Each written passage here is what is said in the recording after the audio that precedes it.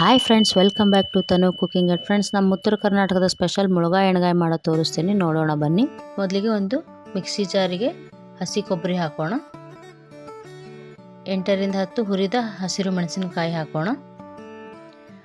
ಒಂದು ಲಿಂಬೆ ಗಾತ್ರದಷ್ಟು ಹುಣಸೆ ಹಣ್ಣು ಹಾಕೋಣ.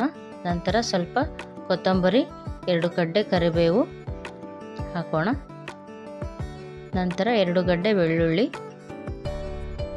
ಸ್ವಲ್ಪ ನೀರು ಹಾಕಿ ಇದನ್ನು ರುಬ್ಕೊಳ್ಳೋಣ.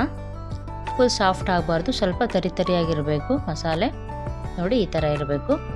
ಈಗ ಇದನ್ನು ಒಂದು ಮಿಕ್ಸಿಂಗ್ ಬೌಲಿಗೆ ಹಾಕೋಣ.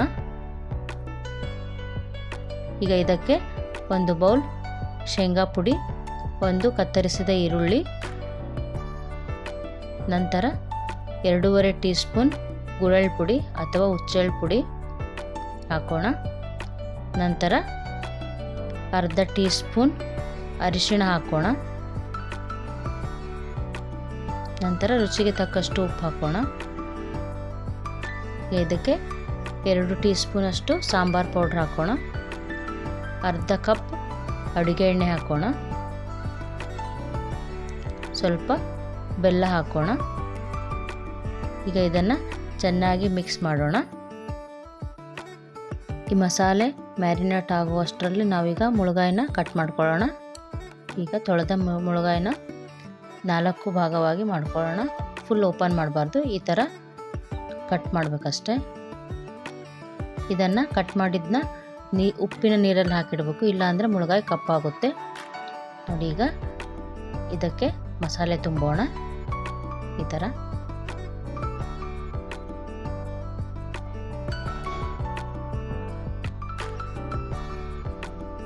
ಹೀಗೆ ಎಲ್ಲವನ್ನು ಮುಳುಗಾಯಿನಲ್ಲಿ ಮಸಾಲೆ ತುಂಬಿ ಒಂದು ಪಾತ್ರೆಗೆ ಹಾಕೋಣ.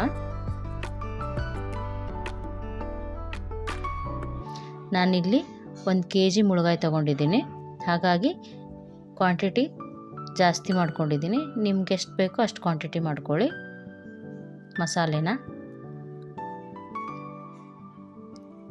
ನೋಡಿ ಫ್ರೆಂಡ್ಸ್, ಈಗ ಎಲ್ಲ ಮುಳುಗಾಯಿನ ಮಸಾಲೆ ತುಂಬಾಯಿತು. ಈಗ ಇದಕ್ಕೆ ಸ್ವಲ್ಪ ನೀರು ಹಾಕೋಣ.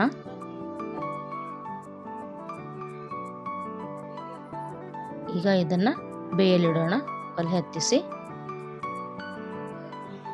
ಒಂದು ಲಿಡ್ ಕ್ಲೋಸ್ ಮಾಡಿ. ಇದು ಈಗ ಅರ್ಧ ಬೇಯಬೇಕು, ಮಧ್ಯೆ ಸ್ವಲ್ಪ ಚೆಕ್ ಮಾಡಿ. ಈಗ ಅರ್ಧ ಬೆಂದಾಗಿದೆ. ಇದಕ್ಕೆ ಮಿಕ್ಕಿರೋ ಮಸಾಲೆನ ಹಾಕೋಣ.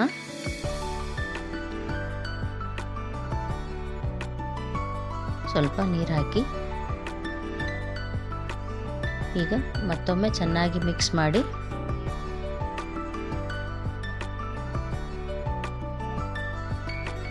ಒಂದು ಲಿಡ್ ಕ್ಲೋಸ್ ಮಾಡಿ ಬೇಯಲಿ. ಮತ್ತೊಂದು ಬಾರಿ ಮಧ್ಯ ಮಿಕ್ಸ್ ಮಾಡಿ, ಇಲ್ಲಾಂದರೆ ತಳ ಹಿಡಿಯುತ್ತೆ. ಈಗ ಮತ್ತೆ ಲಿಡ್ ಕ್ಲೋಸ್ ಮಾಡಿ ಬೇಯಲಿ. ನೋಡಿ ಫ್ರೆಂಡ್ಸ್, ಈಗ ಬೆಂದಾಗಿದೆ. ಫ್ರೆಂಡ್ಸ್, ಈಗ ನಮ್ಮ ಉತ್ತರ ಕರ್ನಾಟಕ ಸ್ಪೆಷಲ್ ಮುಳುಗಾಯಿ ಎಣ್ಗಾಯಿ ರೆಡಿಯಾಗಿದೆ. ಇದನ್ನು ರೊಟ್ಟಿ ಅಥವಾ ಚಪಾತಿಯೊಂದಿಗೆ ತಿಂದರೆ ತುಂಬ ರುಚಿಯಾಗಿರುತ್ತದೆ. ಫ್ರೆಂಡ್ಸ್, ಈ ರೆಸಿಪಿ ನಿಮಗೆ ಇಷ್ಟವಾದರೆ ಲೈಕ್ ಮಾಡಿ, ಶೇರ್ ಮಾಡಿ, ಕಮೆಂಟ್ ಮಾಡಿ, ಸಬ್ಸ್ಕ್ರೈಬ್ ಆಗೋದನ್ನು ಮರಿಬೇಡಿ. ಮತ್ತೊಂದು ಸಿಗೋಣ. Thank you, bye.